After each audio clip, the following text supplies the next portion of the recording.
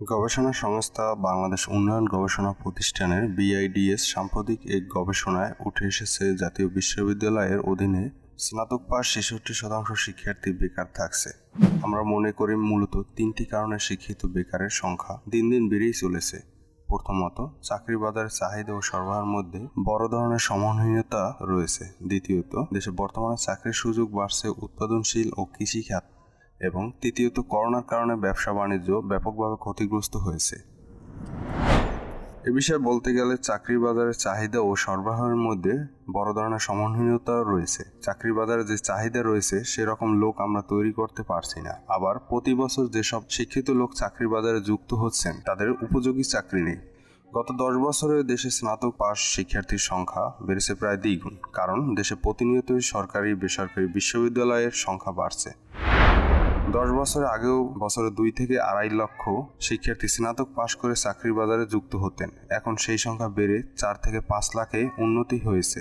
আমাদের আর্থসামাজিক প্রেক্ষাপটে বেশিরভাগ শিক্ষার্থী চাকরি প্রার্থী শহর ও শোভন কাজ করতে চান, কিন্তু শহরে যত চাকরি প্রার্থী প্রতি বছর তৈরি হচ্ছে সেই পরিমাণ চাকরির সুযোগ তৈরি হচ্ছে না। তবে এক্ষেত্রে শিক্ষা ব্যবস্থা ও সরকারের দুর্নীতি বলতে গেলে এক প্রতিবেদনে উঠে এসেছে 22শে সেপ্টেম্বর দুপুরে জাতীয় বিশ্ববিদ্যালয়ের ডিগ্রি 2019-20 সেশনের শিক্ষার্থী ডিগ্রি বৈষম্য নিরসন আন্দোলনের ব্যানারে বিশ্ববিদ্যালয়ের মূল ক্যাম্পাসে অবস্থান কর্মসূচি পালন করেন। আন্দোলনকারীরা বলেন, ডিগ্রি শিক্ষার্থীদের হয়রানি ও বৈষম্য নিরসনের লক্ষ্য এবং ডিগ্রি প্রথম ও দ্বিতীয় বর্ষের ফলাফলের ভিত্তিতে তৃতীয় বর্ষের চূড়ান্ত ফলাফল প্রকাশ করতে হবে। ডিগ্রি কোর্স সর্বোচ্চ 3 বছরের মধ্যে শেষ করার কথা থাকলেও গত 6 থেকে 7 বছরেও ফাইনাল পরীক্ষার চূড়ান্ত ধাপ শেষ হয়নি। বর্তমানে সবচেয়ে অবহেলিত জাতীয় বিশ্ববিদ্যালয়ের ডিগ্রি কোর্সের সাধারণ শিক্ষার্থীরা। ডিগ্রি থেকে BCS বা ভালো চাকরির পরীক্ষায় অংশগ্রহণের জন্য 2 বছরের মাস্টার শেষ করা প্রয়োজন।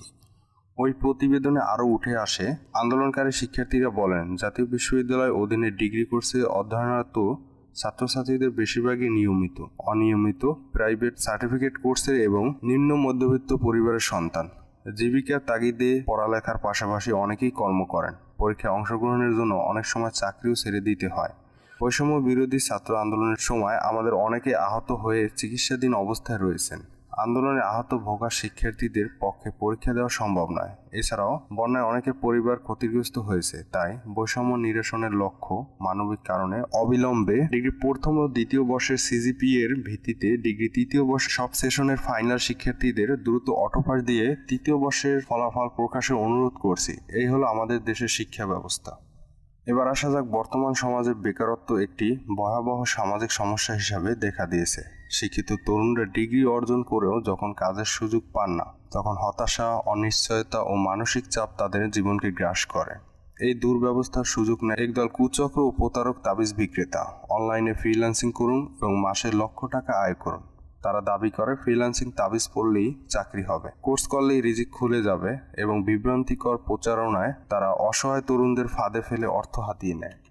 বেকার যুবকরা যখন পরিবারের চাপ, সমাজের অমূল্যায়ন ও আর্থিক সংকটে ভুগতে থাকে, তখন এই ভণ্ডদের কথায় বিশ্বাস করতে শুরু করে। অনেক সময় দেখা যায় কেউ কেউ শেষ সম্বল বিক্রি করে বা ধার করে এসব তথাকথিত তাবিজ নামক কোর্স কিনে নেয়, কিন্তু ফলাফল হয় শূন্য। চাকরি যেমন হয় না, তেমনি তাদের মানসিক অবস্থা আরও দুর্বল হয়ে পড়ে। এভাবে বেকারত্বের সমস্যা শুধু অর্থনৈতিক নয়, তা এখন নৈতিক ও মানসিক সমস্যায় রূপ নিয়েছে।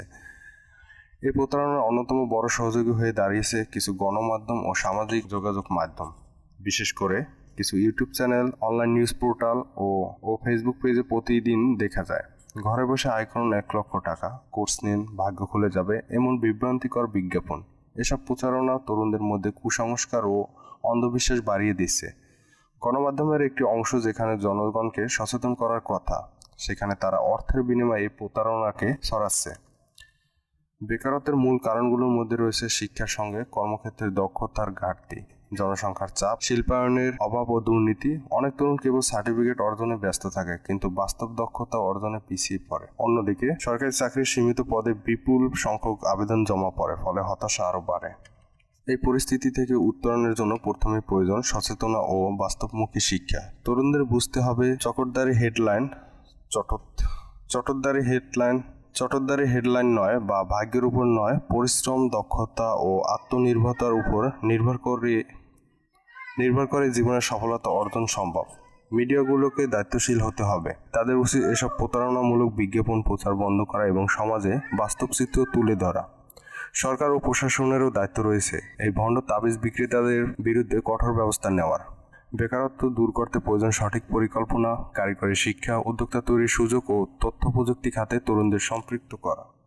বেকারত্ব মোকাবিলায় গতানুগতিক চেষ্টা বেশি কাজ হবে না। এই সমস্যার একটি সমাধান হতে পারে কারিগরি শিক্ষাকে সাধারণ শিক্ষা ব্যবস্থায় বাধ্যতামূলকভাবে অন্তর্ভুক্ত করা। বিবিএ পড়া বা ইংরেজিতে বা ইতিহাসে অনার্স পড়া একজন শিক্ষার্থীকে যে কোনো একটি কারিগরি বিষয়ে ব্যবহারিক প্রশিক্ষণ দেওয়া যেতে পারে কলেজে বা বিশ্ববিদ্যালয় থেকে। আরেকটি সমাধান হতে পারে ইন্ডাস্ট্রিকে প্রশিক্ষণে অন্তর্ভুক্ত করা।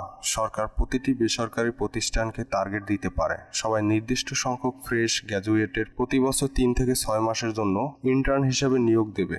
তাদের বেতন সরকার সরাসরি মোবাইলে হিসেব করে দিয়ে দিবে।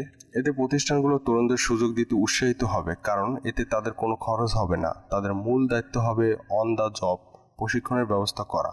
প্রশিক্ষিতদের অনেকেরই প্রশিক্ষণ শেষে সেই প্রতিষ্ঠানে নিয়মিত চাকরি হতে পারে। এতে একদিকে যেমন প্রশিক্ষণের সমস্যা সমাধান হবে, অন্যদিকে নতুন চাকরির সুযোগ তৈরি হবে। এই ভয়াবহ অবস্থা থেকে মুক্তি পেতে সমাজ, পরিবার, সরকার ও মিডিয়ার সম্মিলিত উদ্যোগ প্রয়োজন। প্রথমত, শিক্ষা ব্যবস্থাকে দক্ষতা ভিত্তিক করতে হবে। শুধু সার্টিফিকেট নয়, বাস্তব জীবনের প্রযোজ্য দক্ষতা যেমন আইটি, কারিগরি, উদ্যোক্তা শিক্ষা ও ভাষা দক্ষতা শেখাতে হবে। এতে তরুণরা নিজের পায়ে দাঁড়াতে পারবে। দ্বিতীয়ত, তরুণদের মানসিকভাবে শক্ত হতে হবে। চাকরি না পেলেও হতাশ না হয়ে বিকল্প উপায় খুঁজতে হবে, যেমন ফ্রিল্যান্সিং, অনলাইন ব্যবসা, কৃষি উদ্যোগ বা স্থানীয়ভাবে ক্ষুদ্র উদ্যোগ গড়ে তোলা। তৃতীয়ত, মিডিয়ার দায়িত্বশীল ভূমিকা অত্যন্ত জরুরি। তাদের উচিত প্রতারণামূলক বিজ্ঞাপন বন্ধ করা, বরং বেকারত্ব দূরকরণে বাস্তব উপায় নিয়ে সচেতনামূলক অনুষ্ঠান তৈরি করা এবং সরকারকে কঠোর আইন প্রণয়ন করতে হবে, যা ভণ্ড তাবিজ বিক্রেতা, অনলাইন কোর্স, ভুয়া প্রতারণা ও কুসংস্কার প্রচারকারীদের শাস্তি পায়। একই সঙ্গে উদ্যোক্তা সহায়তা কর্মসূচি, স্টার্টআপ তহবিল ও প্রশিক্ষণ কর্মশালা চালু করা প্রয়োজন।